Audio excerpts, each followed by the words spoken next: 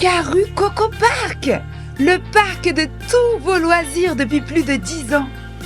Cette année, Karukeraland fête ses 10 ans de rire, de sourire et d'aventure en famille. Depuis une décennie, vous êtes des milliers à partager des moments magiques au cœur de la Guadeloupe. Toboggans, animaux, jeux d'eau, manèges, il y en a pour tous les âges, toutes les envies. Merci de votre confiance depuis 10 ans. Et ce n'est que le début. Karukeraland, c'est également des hébergements 4 étoiles. Guadeloupe, actualité. Ce journal, par ce communiqué, le 21 octobre, un skipper est tombé à la mer sans gilet de sauvetage entre la Guadeloupe et Montserrat. Alors malgré un important dispositif de recherche maritime et aérien, la personne n'a pas été retrouvée. Le voilier avait 10 passagers à son bord qui ont pu en tout cas rejoindre des haies en toute sécurité grâce à l'assistance de SNSM. Les autorités rappellent bien sûr l'importance du port permanent du gilet de sauvetage, surtout par une mer agitée. On continue dans les communiqués. Depuis près de 3 semaines, Marie-Galante souffre d'une pénurie de bouteilles de gaz, perturbant le quotidien des habitants et le fonctionnement des restaurants. À l'origine, un litige financier entre la société de transport de gaz sur l'île et le fournisseur basé en Guadeloupe. Cette situation souligne les fragilités de l'approvisionnement local. Certains habitants appellent l'État à intervenir à l'instar du carburant. On continue avec l'actualité ce soir. Après des associations, les collectivités ou encore les institutions, c'est au tour du CHU d'arborer la couleur rose en ce mois de sensibilisation au cancer du sein. Alors mobilisation dans la sensibilisation, prévention aussi sur le dépistage, explication de l'organisation de prise en charge et témoignages précieux étaient au rendez-vous. Tout de suite un retour en images avec Lois Lane. Le cancer du sein, c'est le premier cancer de la femme. Alors tout à l'heure, on a parlé un peu dans l'introduction de la possibilité d'avoir un cancer du sein chez l'homme, mais c'est très très marginal. Il faut se mobiliser à la fois dans la prévention pour éviter que la maladie arrive, dans le dépistage pour pouvoir la découvrir assez tôt dès lors qu'elle est présente, pour ne pas perdre de temps sur le traitement, et puis sur l'organisation de la prise en charge, arriver à être efficace, et puis à apporter aux patientes des soins de confort, de bien-être. C'est pour ça qu'on essaye de mixer à la fois la prévention, le traitement et puis le suivi post-traitement. Pour les femmes, on leur demande de se faire de l'autopalpation assez régulièrement. Il ne faut pas que ce soit une obsession. Devant un miroir, lors de leur toilette, leur douche, elles peuvent se palper. Et si elles observent une petite masse anormale, cela ne veut pas dire qu'il s'agit d'un cancer du sein. Mais elles peuvent à ce moment-là aller voir leur médecin qui va interpréter, s'il le faut, de nous faire des examens complémentaires. Comme je vous ai dit, il y a 2 ans, j'ai été touchée par un cancer du sein. Donc, c'est vrai que c'est difficile à encaisser. Ça a démarré par une petite douleur au niveau des côtes. Et puis, je faisais la palpation debout.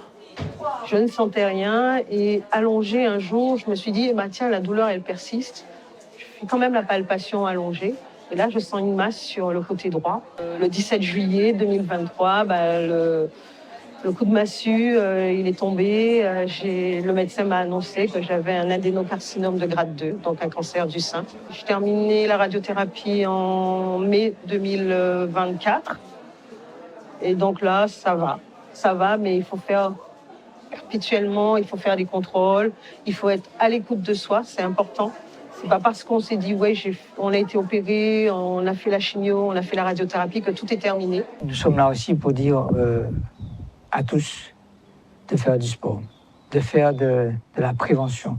La prévention, c'est faire du sport régulièrement. Même en marchant, même en allant au travail, c'est du sport. Monter les escaliers, c'est du sport. Mais généralement, pour avoir un repère, on dit de marcher 5 jours par semaine, environ 1 heure. Ça peut permettre de réduire le risque de cancer du sein de 30 à 40%. Le sport, c'est important. Je marche tous les jours. Puis je vais aussi, quand je ne suis pas trop fatiguée, à la salle de sport. Avoir la famille et les amis autour de soi, c'est vachement important. Puis garder le moral, il faut se battre. C'est le plus important. On les oublie souvent et eux-mêmes peuvent parfois s'oublier. Ce sont les aidants. Et dans le cadre de la Semaine Bleue, une conférence débat a été organisée à Petit-Bourg, animée par Dina Nebouche. Alors un temps d'échange essentiel pour valoriser la santé et surtout le bien-être des aidants, souvent oubliés, alors qu'ils jouent un rôle essentiel, fondamental même, auprès de leurs proches. Tout de suite, les images de Maxime Morel. Il s'agissait de parler de la santé des aidants, parce que les aidants s'oublient un peu malheureusement, je dirais, puisque ils pensent surtout à l'aider, ils ne pensent pas forcément à lui-même. Et donc, il était important pour moi de venir à la rencontre de cette population et dire à cette population, écoutez, prenez soin de vous.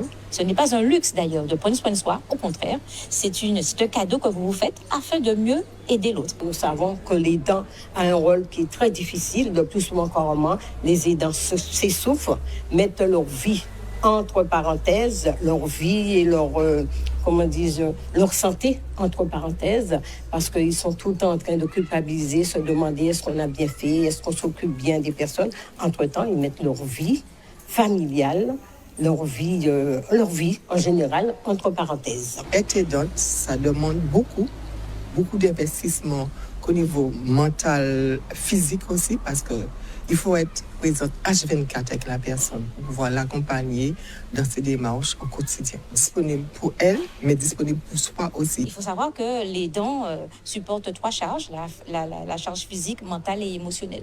Donc, pouvoir les repérer, ça aussi. Il était question de ça ce matin, leur donner des pistes pour réagir au plus vite. Puisque lorsqu'il est trop tard, bon, on peut y arriver, on peut s'en sortir, c'est un peu plus long. Mais il est bon de repérer les signaux pour pouvoir prendre soin de soi rapidement. Mentalement, il faut être présent. Et c'est la raison pour laquelle l'aidant doit être en capacité de trouver des moments de ressources. Et pour cela, il faut se faire suivre par une thérapeute. Il faut avoir des activités physiques, il faut avoir des moments à soi de loisirs pour pouvoir lâcher prise par rapport à la situation. France Active Guadeloupe réaffirme son engagement aux côtés des entreprises et des associations en soutenant financièrement et stratégiquement bien sûr les initiatives locales pour un territoire plus solidaire et entreprenant. Tout de suite on revient sur les images avec Lucien Nébor et Thierry Vadimon.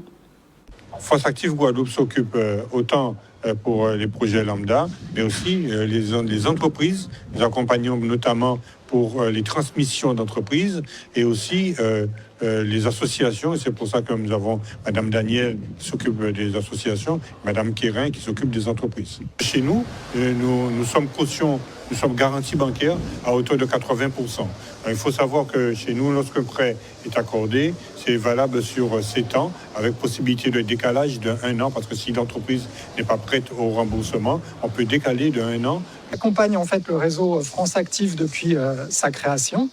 On l'accompagne et notamment on accompagne les porteurs de projets qui passent par France Active, donc en termes de financement, d'accompagnement et de solutions bancaires et d'assurance au quotidien.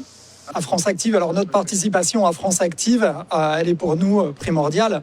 On est une banque mutualiste, une banque de proximité qui favorise l'humain. Et on est en pleine harmonie avec justement la philosophie de France Active. Donc c'est un projet que je travaille avec mon associé depuis 2022. Et en fait, on a commencé l'entreprise en fonds propres.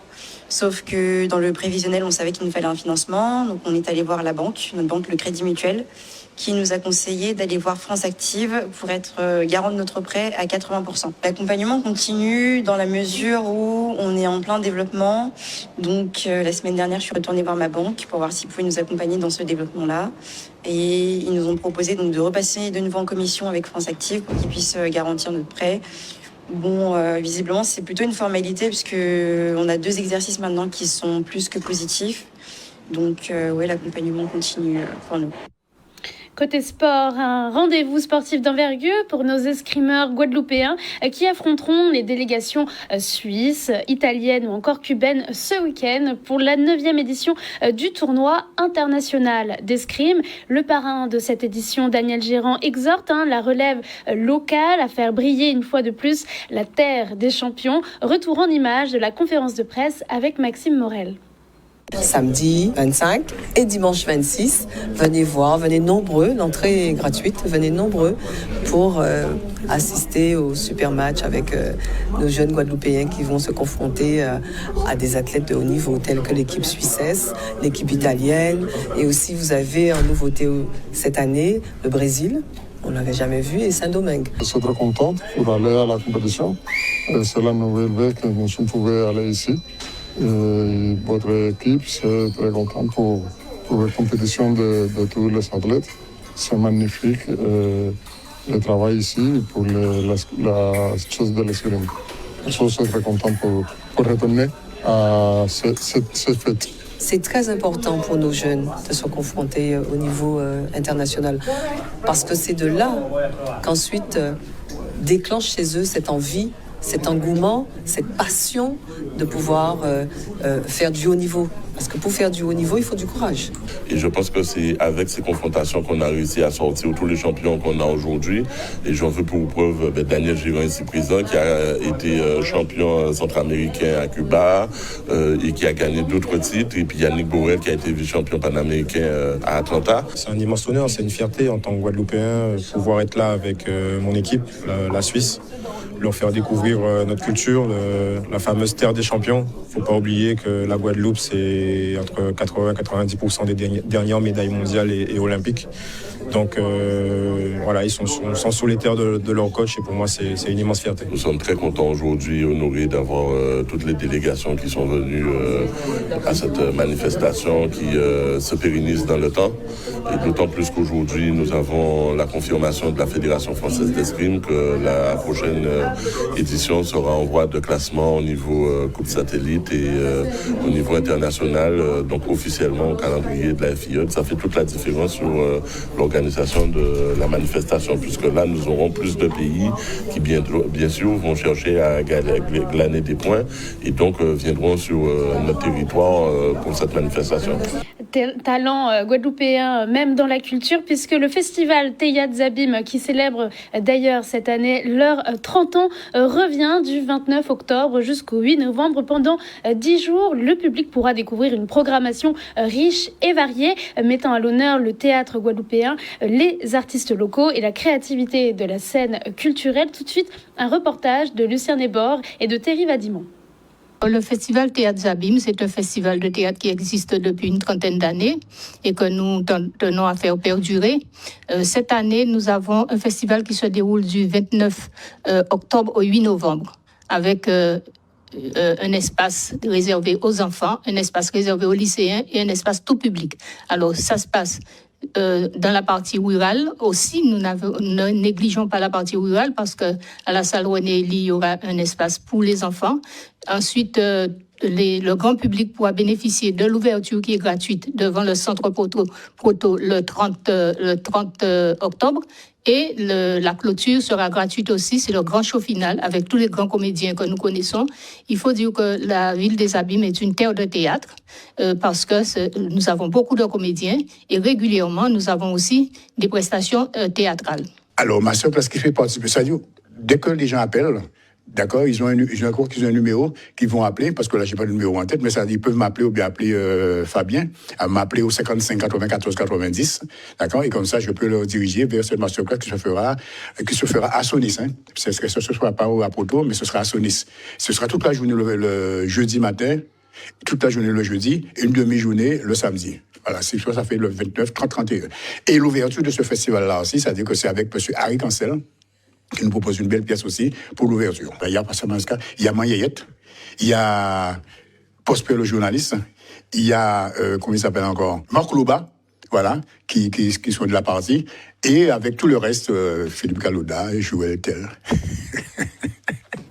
Le week-end dernier, la médiathèque de Port-Louis a accueilli le vernissage de l'exposition Pas tombé, signée de l'artiste peintre et écrivain Gilbert Faro, formé à l'art-thérapie. Et à travers ses œuvres, l'artiste explore la fragilité humaine, les combats au quotidien et la manière de rester debout malgré les épreuves. Une exposition qui invite à la réflexion et à l'émotion, visible jusqu'au 8 novembre. Tout de suite, un retour sur ce moment avec Lucien Nébor. Je peins depuis, je dirais, une bonne vingtaine d'années. C'est vrai que en ce moment, je fais de la vie, je dirais, entre la peinture et l'écriture. Je suis en train de revenir à la peinture et consacrer quand même suffisamment de temps à la peinture. Donc c'est vrai que j'ai une formation d'art thérapeute. C'est une formation que j'ai voulu effectuer pour un peu, je dirais, poser une réflexion sur ce qu'on peut appeler l'acte de peine, de la création, quoi. Hein. Qu'est-ce qui fait qu'à un moment donné, on a ce besoin de créer, et qu'est-ce qu'on met en place pour créer, et je dirais dans un troisième temps, qu'est-ce qu'on dit quand on crée.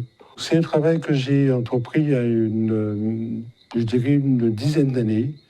C'est un travail que j'ai entrepris à partir de l'intérêt que j'ai porté au travail de Léna Blou. D'une part à son travail, et d'autre part à la réflexion qu'elle porte sur son travail, et par extension, je dirais, la réflexion qu'elle porte sur notre société guadeloupéenne. Donc, pas tomber, il est question de fragilité, il est question de, comme on dit chez nous, de porter monnaie, quoi, hein, de se débattre avec le quotidien. Et pas tomber, c'est surtout trouver la solution qui fera, ou la solution des stratégies qui feront qu'on va rester debout. Et les œuvres seront installées à la médiathèque de Port-Louis jusqu'au 8 novembre. Hein, jusqu'au 8 novembre. C'est-à-dire, j'ai tenu aussi à ce que des scolaires puissent venir, parce que je crois que ce travail plastique, c'est intéressant quand même, effectivement, de dire aux scolaires, effectivement, avec les mots qu'ils peuvent comprendre, comment on peut faire le lien avec le quotidien, c'est-à-dire comment nous, plasticiens, nous travaillons sur ce que nous avons à dire aussi. Durabilité, normalisation ou encore technologie, trois enjeux majeurs au cœur des échanges lors de l'Assemblée générale des experts comptables et commissaires aux comptes qui s'est tenue aujourd'hui. Alors un rendez-vous clé pour anticiper les évolutions d'une profession en pleine mutation. Tout de suite, retour en images avec Lois Lane. Alors aujourd'hui, on a parlé de trois problématiques particulières qui tiennent à cœur des confrères aujourd'hui. D'abord la durabilité, parce que avec toutes les réformes et les rétropédalages qui se font au niveau européen, il était extrêmement important de les rassurer sur l'engagement qu'ils ont mené et qu'ils doivent continuer à mener auprès des entreprises. Nous avons parlé de normalisation, qui est aussi un enjeu bien évidemment de pratique professionnelle. Et puis nous avons parlé de technologie. L'IA est partout aujourd'hui. Comment en faire abstraction par rapport à, là aussi, les enjeux que représentent ces nouvelles technologies pour nos cabinets, nos activités. La profession, effectivement, avec l'arrivée de la facture électronique, elle va connaître un bouleversement important. Alors, c'est la profession et l'ensemble des entreprises, hein, puisque c'est bien l'ensemble des entreprises qui sont soumises à cette obligation à partir du 1er septembre 2026. Et bien entendu, ce changement, il impacte, ça crée beaucoup d'émulsions dans l'écosystème de la profession, et notamment chez les acteurs numériques. Donc voilà, c'est pour ça que votre conseil régional s'est emparé du sujet avec une journée du numérique. Ça permet d'aller en proximité des acteurs, de creuser en fait le sujet et de prendre le temps de parler de ce sujet facture électronique avec les experts comptables. On se trouve aujourd'hui en plein débat budgétaire pour 2026 avec deux menaces qui pèsent sur nos économies. La première menace est le rabot des exonérations de charges sociales qui vont avoir pour impact une augmentation significative du coût du travail de l'ordre de 20%. Ce qui est dramatique pour notre tissu économique essentiellement constitué de TPE-PME. Alors, la position de l'ordre est très claire à ce sujet, on ne touche pas à la LODEOM sociale. La deuxième menace porte sur un autre rabot, celui de l'aide à l'investissement productif en Outre-mer, que le budget prévoit de raboter de 11 points. Encore une fois, ce rabot va avoir un impact sur le développement économique et social de nos territoires, puisqu'il va nous manquer 11 points dans le plan de financement des projets qu'on veut porter en Outre-mer. Et justement, pour conclure notre tranche info de ce jour, nous allons nous intéresser à cette réforme qui va toucher toutes les entreprises et en particulier nos artisans, la facturation électronique obligatoire à partir du 1er septembre 2026. Et pour en parler ce soir, nous recevons monsieur Olivier Lunion, responsable des formalités du pôle numérique, en tout cas dans la Chambre des métiers de l'artisanat de Guadeloupe. Bel bonsoir en tout cas, monsieur Lunion. Bonsoir. Merci de nous accorder un peu de votre temps. On va rentrer dans le vif du sujet. Pour commencer, pouvez-vous en tout cas nous expliquer ce que ça implique concrètement, cette réforme pour les artisans de Guadeloupe, ce qui va finalement un petit peu changer leur quotidien administratif? Alors, pour commencer, je vais commencer sur le ton de la boutade. La facturation électronique, ce n'est pas juste envoyer une facture par mail. Ce n'est pas ça. C'est une facture qui sera normalisée, qui aura un certain nombre d'éléments, qui va passer dans ce que j'appelle moi une sorte de grosse moulinette et qui ensuite sera dirigée vers les différents intervenants, les différentes personnes qui doivent recevoir les factures. C'est pour ça que ça a changé beaucoup au niveau administratif et organisationnel pour les entreprises artisanales. Vous avez cité la date du 1er septembre 2026. Les très petites entreprises, normalement, ne sont pas obligées à cette époque à produire des factures électroniques, à les émettre, mais par contre, elles seront obligées de pouvoir les recevoir. Donc, c'est ce qui fait la différence et c'est pour ça que moi, je parle de la deadline du 1er septembre 2026. Et pour moi, toutes les entreprises devront être en mesure de recevoir ou d'émettre des factures électroniques à cette date.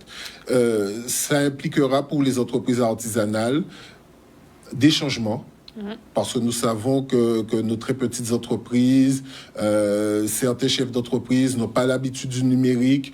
Donc, ça va être un petit peu compliqué pour eux pour pouvoir passer le cap. Et c'est en cela qu'on va essayer de les aider au maximum pour ça, parce que sinon, ils seront à la traîne. Alors justement, on parle de cette transition numérique qui est un véritable défi pour petites, moyennes, grandes entreprises. Selon vous, est-ce qu'aujourd'hui, les artisans guadeloupéens et guadeloupéennes sont-ils prêts à ce changement ? Pas tout à fait. Il y a certaines entreprises qui ont déjà commencé à faire le saut, mais pas toutes. Il y a certaines professions qui pensent qu'elles ne seront pas impactées par la facturation électronique, mais c'est faux. Tout le monde sera impacté par la facturation électronique, même si on vend, même si on est coiffeur par exemple et qu'on facture son client, oui, on sera impacté par la facturation électronique dans le cadre du e-reporting. Donc, il faudra tous les 15 jours envoyer les factures pour que le décompte puisse être fait. Donc, tout le monde va être impacté, quelles que soient les entreprises. Donc, c'est vrai qu'il y a des entreprises qui possèdent déjà certains logiciels de caisse, mais ce ne sont pas tous les logiciels qui sont compatibles. Donc, nous sommes, justement, dans une phase où on essaie de sensibiliser au maximum les entreprises pour qu'elles puissent, justement, faire le grand saut avant cette date fatidique. Alors on le sait, de toute façon, la Chambre des métiers de l'artisanat joue un rôle crucial dans l'accompagnement des artisans. Et aujourd'hui, quel dispositif concret mettez-vous en place pour justement les aider à franchir un peu cette étape, à se digitaliser, si je puis dire ? Alors, la première étape, c'est justement la réunion de demain que nous avons avec monsieur Sébastien Rabineau, qui est le directeur de projet de la facturation électronique au niveau de la DGFIP, donc au niveau national, qui est de passage chez nous. Il était en Martinique, je crois, en début de semaine. Il est maintenant en Guadeloupe. Et ainsi, il va pouvoir déjà sensibiliser. Nous avons eu un axe plus particulièrement pour les organisations professionnelles, mais tout le monde demain est invité à cette réunion. Et ainsi, les organisations professionnelles pourront commencer à faire passer le message. Nous, à la Chambre de métiers, nous allons donc accompagner ces organisations professionnelles, mais nous allons également, de notre côté, mettre en place certaines actions, telles que la mise en place de webinaires, pour pouvoir familiariser, j'ai envie de dire, nos artisans avec ce type d'outils. Et nous avons déjà dans notre offre globale de services certains outils qui existent déjà, surtout dans tout ce qui est numérique, des formations, des ateliers que nous faisons. Vous avez des retours d'ailleurs, si je puis me permettre, justement de ces webinaires, de ces formations sur la numérisation. Est-ce que c'est une approche qui a apporté ses fruits pour certaines entreprises ? Ça commence à porter ses fruits. pas assez rapidement à mon goût. C'est vrai que la facturation électronique, je pense, va accélérer les choses. Parce qu'encore une fois, on va se retrouver contraint. Il ne faut pas oublier que c'est une loi qui est portée depuis le projet de loi de finances de 2020, qui a été reporté. Et maintenant, ça s'accélère. Donc, on sera obligé de passer le pas, qu'on le veuille ou pas. Est-ce que vous avez cette sensation d'être contre la montre, que tout est un peu précipité, qu'il aurait fallu avoir plus de temps, en tout cas pour notre territoire, de commencer en tout cas ce processus? Vous savez, moi, je fais un rapprochement avec le passage à l'euro, où on s'était retrouvé un petit peu dans la même situation. On a été contraint d'accélérer les choses. Pour moi, on se retrouve un petit peu dans la même situation aujourd'hui. Alors, je ne dirais pas que ça a le même niveau d'importance, mais on se retrouve dans la même contrainte de devoir, en moins d'un an maintenant, pouvoir permettre aux entreprises de passer ce cap. Y aura-t-il d'autres rendez-vous, tout au long de l'année, j'imagine, proposés? Oui, bien sûr, nous allons proposer les webinaires, mais nous allons également, dans notre offre globale de services, nous déplaçons dans toutes les communes sur le département. Nous allons accentuer tout au long de l'année, enfin, dans cette fin d'année, début d'année prochaine, nous allons accentuer nos efforts sur la communication à ce sujet. Parce qu'il ne faut pas que les entreprises puissent se retrouver... Passent à côté. Voilà, elles passent à côté, elles perdent un marché parce qu'elles ne sont pas mises sur une plateforme dématérialisée partenaire. Non, ça, ce n'est pas possible. Concrètement, donc demain a lieu en tout cas ce temps. Ça concerne tout le monde peut venir? Alors, c'est vrai que nous avons ciblé dans ce premier temps les organisations professionnelles, mais c'est également ouvert. Nous avons pensé à tous les petits commerçants, tous les artisans du Sud Basse-Terre. Des marais, ça leur permet d'être proches, de pouvoir accéder rapidement. Donc, nous avons pensé à eux. Ils ont la possibilité, effectivement, de pouvoir venir à cette manifestation. Alors, en tout cas, le rendez-vous est pris dès demain. Ça se passe en matinée à partir de 9h30, 10h 10h à midi. 10h midi, mais on vient quand même un peu en avance. Oui, bien sûr. Ouais. En tout cas, au siège de la Chambre des métiers et de l'artisanat à Desmarais, on vous encourage en tout cas vivement, si vous êtes évidemment concerné par cette affaire, à vous diriger directement vers eux. On peut aussi vous solliciter, vous appeler, vous envoyer des mails si des questions arrivent soudainement. Oui, bien sûr. Merci en tout cas, Monsieur Lunion, de nous avoir donner un petit peu plus de précision et de contexte sur cette thématique. Cette réforme, en tout cas de la facturation électronique, va donc impacter toutes les entreprises et essentiellement aussi nos artisans qui se préparent pour le monde de demain. N'hésitez pas à participer à la réunion que je rappelle, qui se déroulera demain pour en savoir un petit peu plus sur les bénéficiaires de l'accompagnement de la Chambre des métiers et de l'artisanat en Guadeloupe. Outremernews.fr, le site de l'actualité Outre-mer, 24 heures sur 24 et 7 jours sur 7. Retrouvez la chaîne Outremer News sur YouTube.